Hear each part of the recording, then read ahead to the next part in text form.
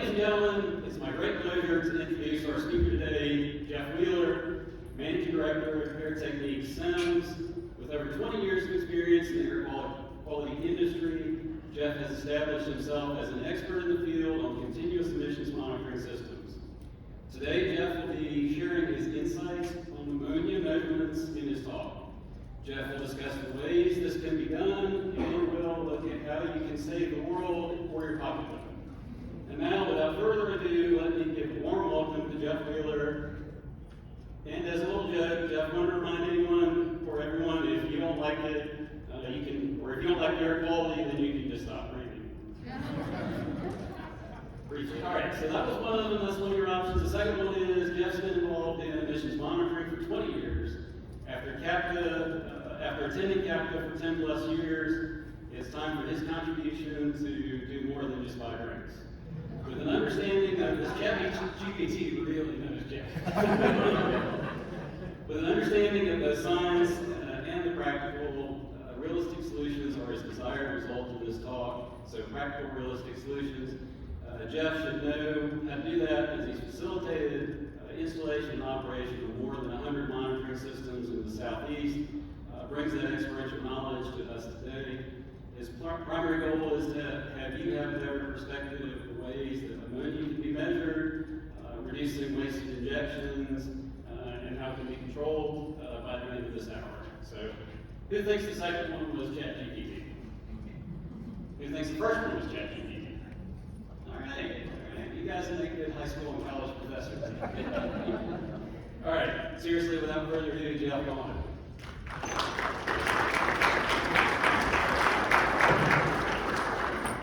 We give 1 second to get some technology hooked up here.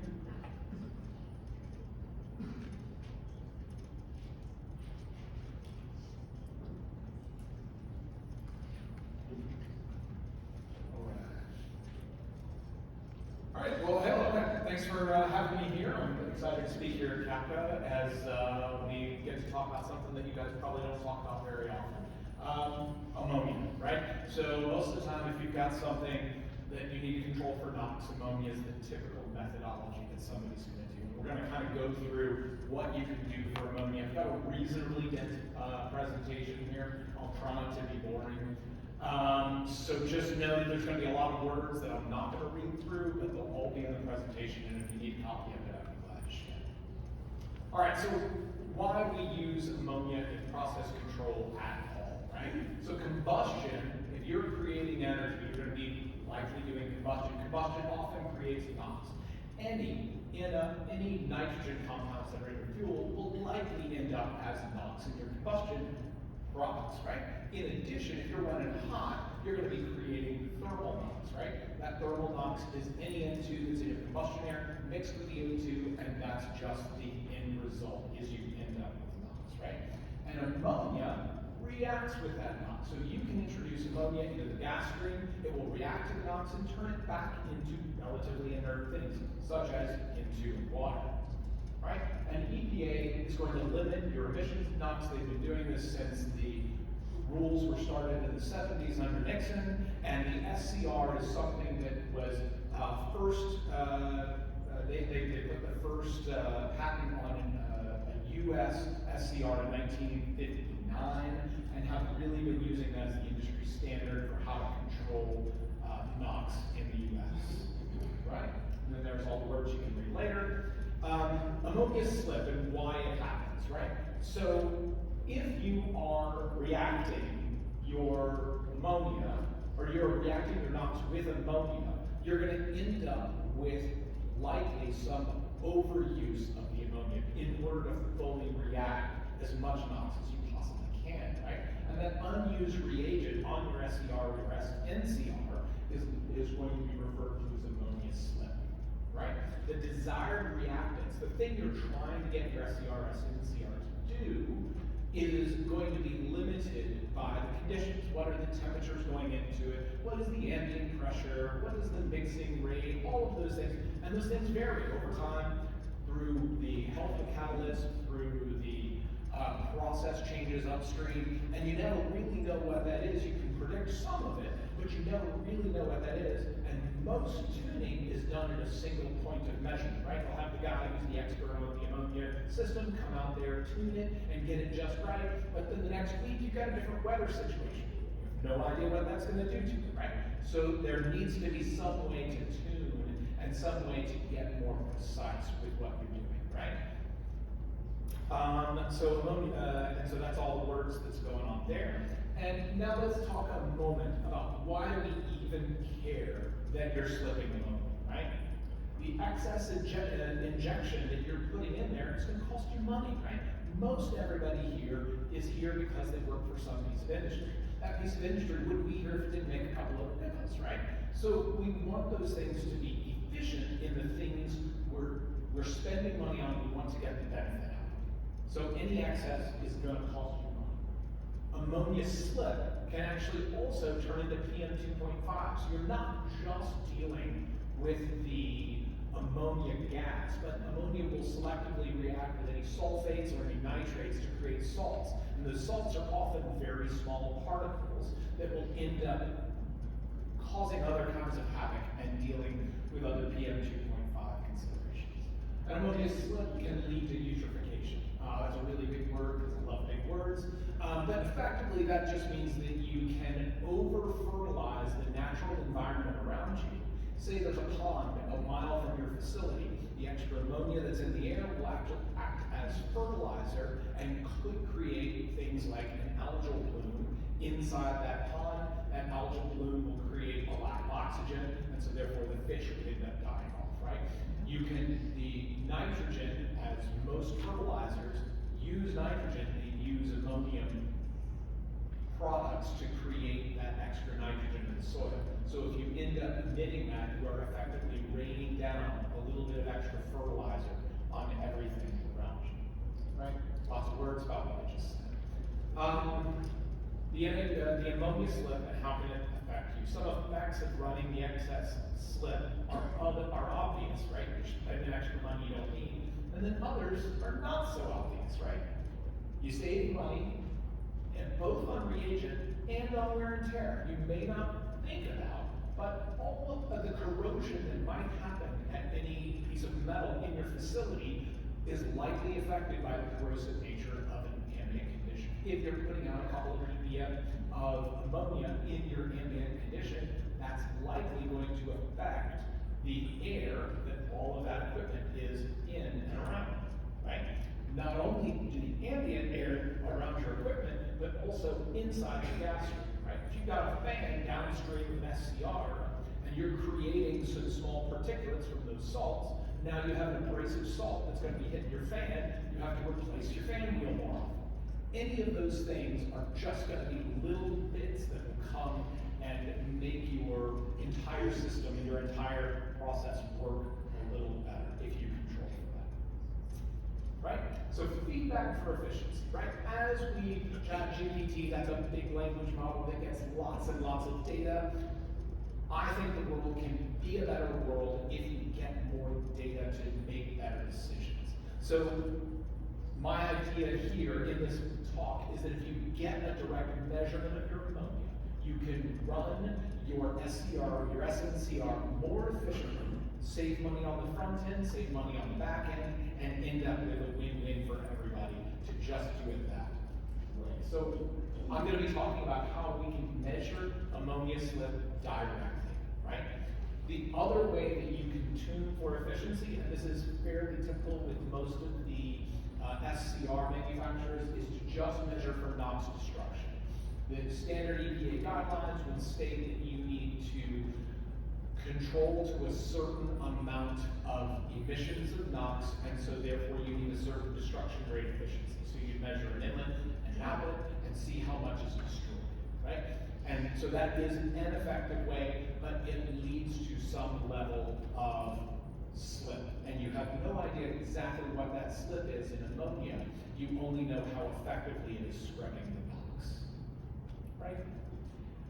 So now let's go down briefly on the ways you might be able to do ammonia measurement. I am a bit of a detailed wonk, so I'll try and go through this and not be too overly detailed. So differential NOx. This is a method where you take the NOx that you would typically measure, and you will convert your stack gas from ammonia into NO or into NOx, and then measure with two analyzers. The difference between the converted and the unconverted is your ammonia. And we'll go through some more details on each of these. A tunable laser, right? So you can actually, with communications grade laser diodes, tune to a very narrow spectrum of spectral response in the IR, and so therefore you can measure an exact spectral response with a laser across the stack. DOAS, right? So you have a differential optical absorption. This is in UV, it's a wider measurement, and you're measuring against a differential versus a known concentration, right? So, or a known response. So you can see the differential, and the area between ends up being the measurement. And then the other one that lots of people talk about is FTI bar. Some really cool math that's going on there, but effectively it is a wide spectrum IR measurement that takes a very special math equation and selectively pulls out spectral response only with math, in lieu of doing it with only showing a certain piece of light. It will do it by mathematically extracting the response. So let's go down some of those methods, and we'll start with differential NOx. This is one that I know well, we've installed it many times, and it can get you excellent response at most applications, and it uses technology that most of you have become familiar with if you've been in this game for a while, right? On the one that I see here, this is a typical application that has got a electrostatic precipitator, an SCR, after the SCR, a fan, and then the outlet stack. We have another stack at the same facility that has none of that pollution control equipment, and they are able to run with just a NOx measurement to say how much they are emitting. But on this unit, we're doing an inlet measurement for NOx, comes down to our sample cabinet. We've got an outlet measurement for NOx, and we are also doing an outlet measurement for a converted NOx stream, which is the ammonia. So we have the differential between the NOx analyzer and the NOx and ammonia analyzer, and that simple subtraction gives you your ammonia measurement, right? So now let's go down why that is something that you should consider, right? It's a like-kind method to any SIMS that you already have in application. You're going to use similar equipment, you're going to use similar sample systems, you're going to use all the stuff that you might already have intellectual capital on hand for, right? It is a dual sample stream system, so you're just pulling down two samples typically from the stack in lieu of just one, and it's the difference of those two samples, right? A converted and unconverted. There's another method instead of converted and unconverted using a scrubber, and that scrubber, the transport and scrub method, can be used in certain applications, and it's certainly less expensive, but it does not get a low response. So if you're looking at single ppms, you certainly will not be able to see it with the scrubber, but if you're dealing with 50, 100 ppm of ammonia, you would certainly be able to see it, right? So what are the sample systems that we can use for differential NOx? Well, we can do it with hot-wet, right? Some people do hot-wet measurements where you leave everything in exactly the same condition that it is in the stack. And the idea there is that you are making no changes to it and measuring it exactly as is. That can lead to fouling and other types of things, but it certainly can be done. The more typical way that people do in SEMS is cool, dry, extractive, where they come condition the sample and then measure it. And the third way is with dilution. And those are all the typical ways that one would run a SEMS, and you can do the same with your ammonia measurement for differential. And I've got a couple of pictures of some. This is an analyzer that allows you to do all of the different measurements all in one analyzer if you run it. And this is an example of a stack-mounted ammonia converter, so that you would end up with two samples coming out of one array. Right, so let's talk a little bit about pros and cons, right? So a pro of differential NOx is that you are using standard equipment. It's got very low detection levels. You can really almost get down to ppb levels. It's easy to add to an existing NOx, And it likely will convert your ammonia at the stack. So you have a very short transport distance while it's ammonia, because ammonia tends to react to things. So you try not to transport it for any length or any distance. The cons is that it's prone to fouling with a combustible emission. So if you're seeing ammonia, but you're also possible that you're going to be slipping some of your fuels, then it will likely go into that same catalytic converter and end up as soot that will foul that converter. There is a significant service load. It is something that needs attention the same way that a SENS would. And it does have a little bit slower response time than some of the other methods that we'll talk about today. Now let's go to another method. This one's TDL, or tunable diode laser, right? Or TDLAS, or there's a bunch of different acronyms that people use.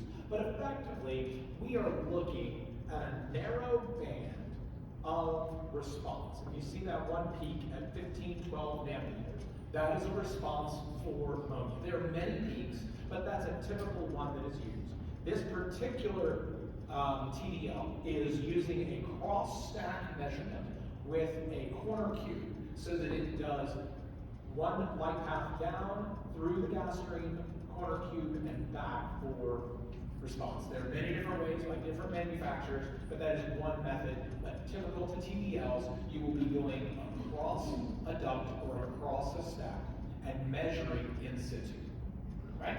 And it is narrow spectrum light absorption, right? So you've got to have a purge. Typically, you could be single insertion, but you could be cross stack, or you could do it as single insertion. There are some of those available. Less frequent that happens. The form factor that you want to do here is primarily dependent on site conditions, whether you want to do cross stack, single insertion, or some other. Right? So let's talk about TDL and what are some awesome things. This is another maker of TDLs. That NH3, it's a set it and forget it measurement, right? Once you get the thing up and running, there is very little daily maintenance, regular calibrations that are really required because of the nature of the measurement, right? You don't have a sample system that can foul. You don't have a lot of the other questions that could be affecting this measurement. It's got laser precision, right? That telecommunications grade laser, and I'll pause on that for just 1 second. There's a couple of magic bits in here, and one on why TDLs can exist and can exist at a reasonable cost. It's not $1 million. Is that they are using the exact same diodes that they use in telecommunications for long-distance fiber optic communications.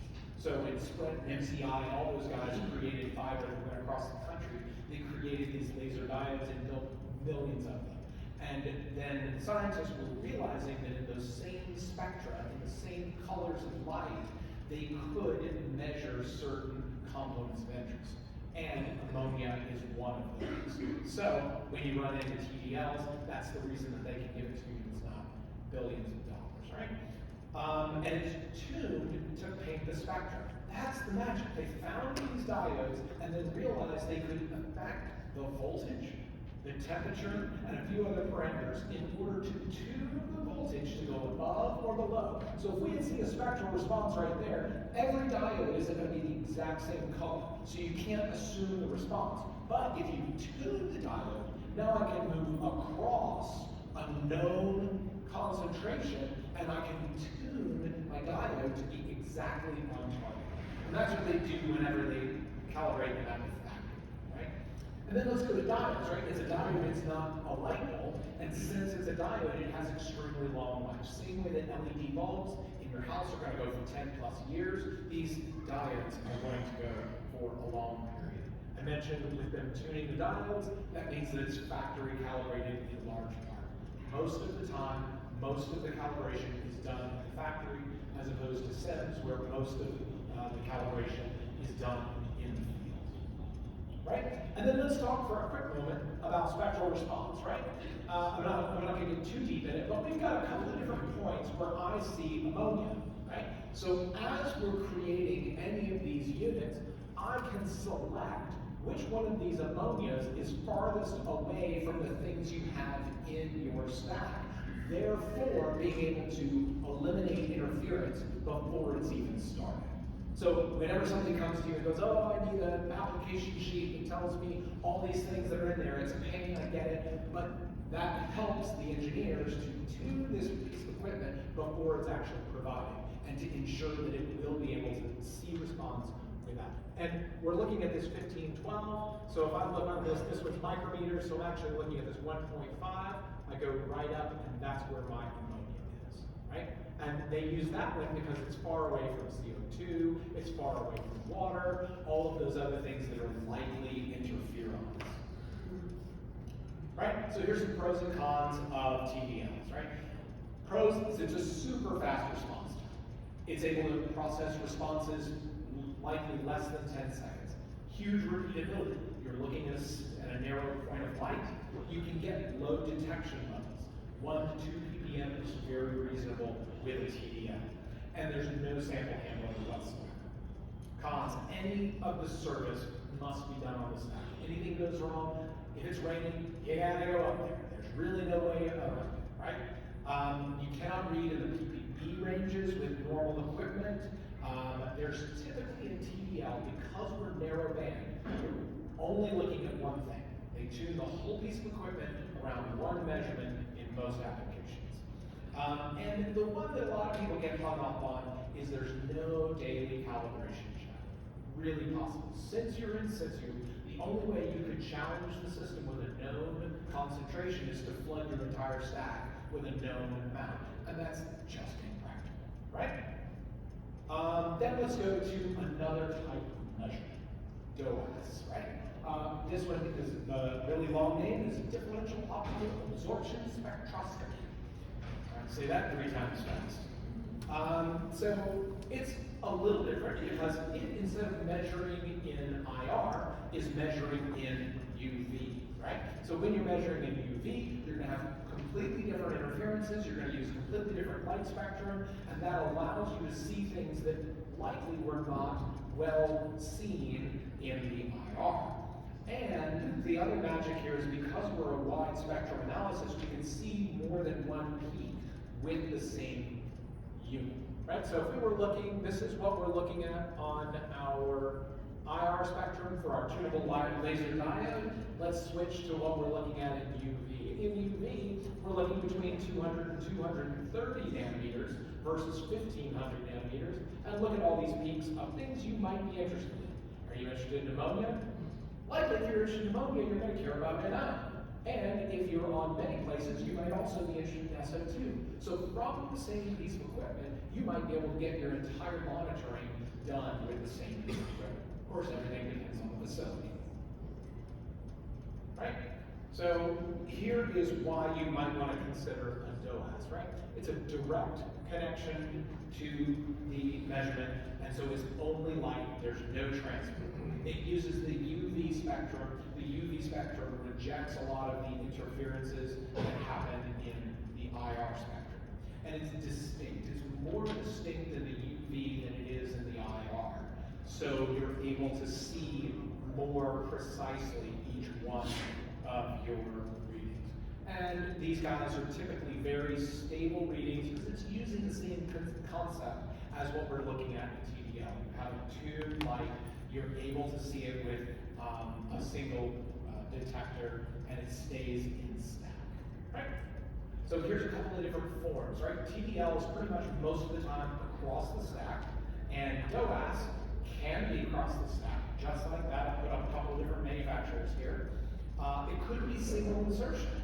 So you could go into one port, just the same way as a SENS would, and make an actual optical measurement. And because we're in UV, we don't need the distance in order to see lower, response in the single BPM kinds of ranges.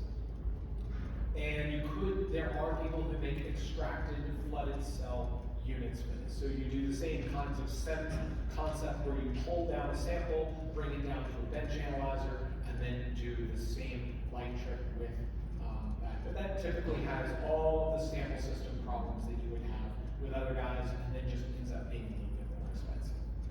Right? So let's go down the pros and cons. Pros, Very quick, just like TDL, optical measurement happens at the speed of light.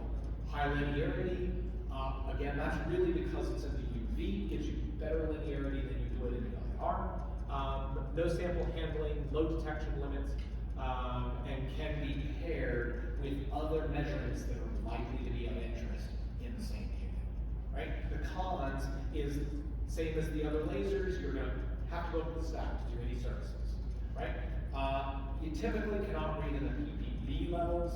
It has a reasonably high initial cost, and there are a limited number of suppliers that do this DOAS at this moment. When I was in Emory not that long ago, there's a bunch of people that are working on adding more DOAS to the measurement portfolios of their manufacturers. And then let's talk about another one that's fun. I've got a fun science story here, so let's go to the FTIR, Fourier transform infrared absorption for measuring ammonia, right? Fourier transform, it is a wideband measurement. We take basically a floodlight in IR, take the entire spectrum, send it to a detector, get a very precise detector, and see the entire spectrum. We now take a big picture of all of the noise, right? And you say, okay, well, what am I going to do with that? That big picture, they call it interferometer, but it's effectively all the response, and then the magic happens, where we run a Fourier transform on this measurement. The Fourier transform allows me to see any one peak only with math. It extracts a single spectral response out of a very noisy signal. Right? So this allows our FTIR to be extremely configurable. Not only can you configure it to measure 50 plus measurements in the IR, but also you could record your readings for 5 years, go into history, and re-extrapolate other measurements right out of your recordings. Right? You're able to easily measure many different compounds. And because the IR has spectral response for most things we care about, you can see most anything you care to see. Single analyzer, single light path, single measurement. Means that you don't have to have, you want to measure 6 different compounds, you don't need 6 different analyzers, you need one. Right? And that Fourier transform gives you a maximum of signal to noise ratio. You're able to pull out with as many times as you run that Fourier transform, the maximum amount of signal to noise ratio that you really could in order to get the most precise reading. And again, we're going to pull back up to this little chart, right? So when we were before looking at this on the TDL, being able to see any one given spot, now with Fourier transform, I can pull out all of them. Not only could I see one precisely, but I could see any one that I seem to care about at the time or in history. That goes down to, let's go to a fun little story, right? So Fourier transform, maybe people know about it, maybe people don't. Fun story. Fourier transform was a mathematical concept that nobody seemed to care about for years and years and years. And then in the 80s, there was a bunch of nuclear testing. And the US seemed to care about what the Russians were doing. The Russians stopped taking their bombs and dropping them in the ocean or on small islands and started doing underground testing. The Americans, specifically the CIA, said, I bet we can figure out where these are. So they took their network of seismographs, listened to the ground, and were able to geolocate, same way you would with a GPS, but they were able to geolocate a single spectral response, so a single shaking of the Earth, and therefore able to see when the Russians did underground nuclear testing, how deep they were going, how big the bombs were, and the Russians thought that we had spies in their most guarded secrets only because we were able to so precisely, down to the minute, and almost in real time, know where those things were happening. So it's a fun little story, and they were using this Fourier transform, and then someone figured out the fast Fourier transform, which is an even simpler mathematical equation to do it. That's for PhDs for me to go through the math. I'm already dense enough in this, so let me try and skip that. So whenever you're looking at a form factor on an FTIR, what's the form factor? Most of the time, it's going to be an extractive system. It's going to be hot, wet, typically. They want to get as many components as they can measure, and because they can extract interferences mathematically, they go ahead and bring everything down hot and wet. And typically everything is done post-processing, and it requires a bit of conditioning. So know that detector is a very precise piece of equipment. So often it's cooled, or often it has to have special conditions around what it is, or nitrogen purge, or other kinds of things. Depending on who the manufacturer of your FTIR is, it's got different constraints, but most of them need some sort of special case in order to get high precision in that broad spectrum detector. So let's go through a few pros and cons of the FTIR. Pros is you can measure about anything you want, right? You can get exceptionally high resolution. It's able to change measurements, add measurements, likely without changing any equipment, just changing the math and changing your bias checks and your cow checks. The cons is that it typically has a slow response time because it needs to do post-processing on the actual interferogram, in addition to the fact that you are moving sample from the stack all the way down to your measurement location. It does have a significant initial cost if you are looking at it compared to a single component analyzer. So know that there is some significant cost, and there is some significant ongoing cost because of the special conditions to maintain a good detector condition, right? And it's often a challenge to transport some of the stickier things, such as ammonia. It tends to stick to things.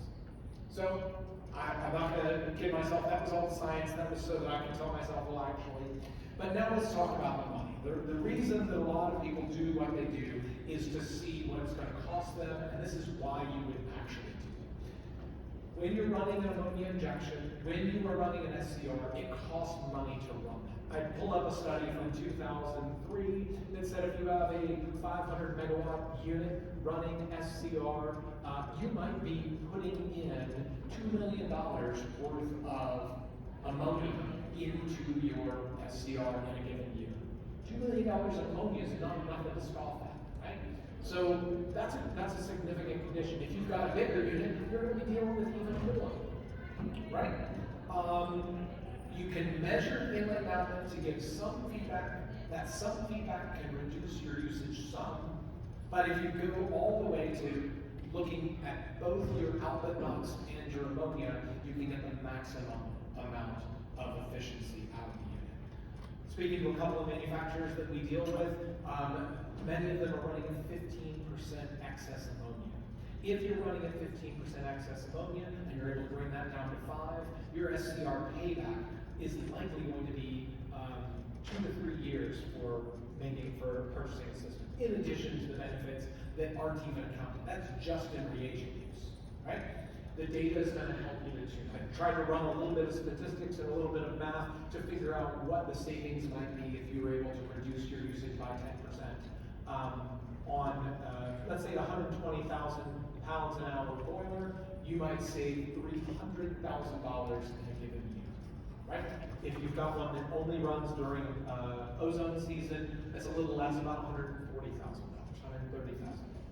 But that's enough that you could justify putting in a system that can measure for your ammonia. So now let's go through each one of these and how they might apply to that need, right? So we've got a differential NOx, a tunable laser diode, the DOAS, and the FTIR. Our cost structure, let me kind of click a little bit of this here. So if you have a NOx system and you just want to add an ammonia measurement to that, you can look at that bar for your initial cost. If you're looking at a TDL, you're looking at that guy. If you don't have any monitoring, but you want a differential NOx, you can do one of those guys. If you're looking for a DOAS, that's my estimation. And if you're looking at an FTIR standalone by itself, you're looking at that guy. So that's just your initial cost. Of course, nobody really cares what the initial cost is alone. They want to know how much it's going to cost to run this thing for any length of time, right? So I did a little bit of analysis of that. Still looking at a very reasonable cost for a differential NOx, looking at a very reasonable cost for a TDL. DOAS is just behind it. Of course, you get more measurements with your DOAS, but it is a little bit more expensive. And then, of course, your FTIR is going to be a little bit more expensive, just a switch more expensive. So now I might give you a recommendation, what's going to be right for you. The charts are going to say a lot about what I'm going to say for a commercial offering. So if you have a NOx monitoring system and you're already using chemiluminescence, adding an ammonia converter and being able to do that is likely your cheapest and a good option for how you can measure the ammonia. If you don't have anything now, adding a tunable diode laser or a DOAS, both are excellent options to your system. So those would be my recommendations to look at there. And these are some contact informations for me. And of course, I can be open for questions. Try to be conscious a little bit on time. Okay? Looks okay. Great. Any questions? We do have some questions. Does anybody want to ask one person first? Okay.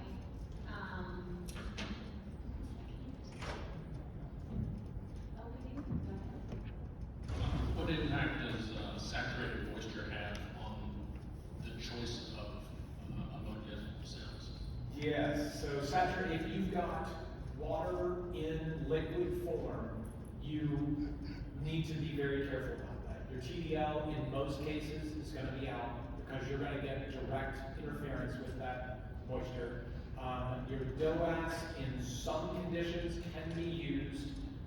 If you're doing a straight cross stack, you can't do it. If you can use a water removing filter, there is still some applications where you can, actually let me take that back, there is one PDL I might be able to apply there. Differential NOx, normally not an issue at all. And then FTIR, again, very likely no issue at all. And this was an emailed question. The situation is we have a wood-fired furnace. Yep.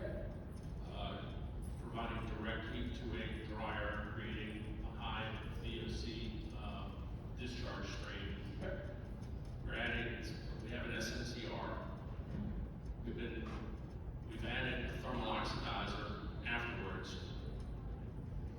What is the impact of the slipstream? What happens to the slip in the thermal oxidizer? I'm going to say the lawyer answer, which is it depends, but let me go ahead and see if I can give you a little bit more insight, right? So it depends on how hot you're running that, right? 1600 degrees. 1600 degrees. Most of the NOx, or most of the ammonia is going to be combusted into NOx at that The temperature. same argument we made to this day. Right. But you don't really know that until you've measured, right? At some point, what's that? And we lost. Okay. So that's why the answer always is. Does it create salts that can It's accumulate in the packing of the thermal oxidizer? Absolutely, it certainly can create salts, and really that's your biggest concern with ammonia, is it's very likely and very prone to creating salts. If you've got any sulfurs in there, it likely is going to grab right onto them and make that ammonia sulfate. It loves to create that. So if you're burning wood, likely your wood's going to have something in there. North Carolina, Palmetto specifically has that. Any other questions? Bueller? Yeah, we have one more. Can the ammonia measurement equipment be set up to automatically tune urea flow rates to optimize cost and minimize slip? 100%. And that's really where my strongest argument is, right? Is that if you take this as an additional input into your ammonia skid, then they would be able to more finely tune, right? Because the inputs that you care about is how much NOx am I having to control, right? Then how good am I doing at controlling my NOx? And then how much am I outputting of excess ammonia? And so it gives those guys that are tuning an additional piece of data so that they can more, because otherwise they only see one half of the reactants, right? Same way if you're measuring a boiler and you're trying to tune a boiler with only oxygen, then it's kind of hard to know if you're ever in an excess CO condition, right? So measuring both CO and oxygen, even though they're related, can do lots to help tune the tank. Okay. There was a question that came Any in. other questions? There was a question that came in on the app. Also, can y'all hear me? So can you comment on the advantages of anhydrous ammonia versus urea for SNCR, I guess I add to this, does that affect the ammonia measurements in any way? So if you're injecting urea, if you're injecting aqueous 29, you're injecting aqueous 19, each of them is going to effectively decompose into the same ammonia in order for it to do its reactants. So really, at the point that it goes downstream, it should, in normal circumstances, with normal conditions, be the same reacting agent, right? That is, remember that if you got, if you're, say, your catalyst bed on an SCR is foul, then you may end up with some urea that goes by. So there are certainly exceptions to that rule, but in a properly working system, you have the same reagent operating the same way. Urea versus aqueous ammonia, most of the time that is purely a commercial decision on which one is the easiest for you to get where you are in the country, but it is not exclusively so. That answer the question? Sure. Anyone else? All right. Well, thank you for your time, and I'll be around. Feel free to grab me if you have any questions.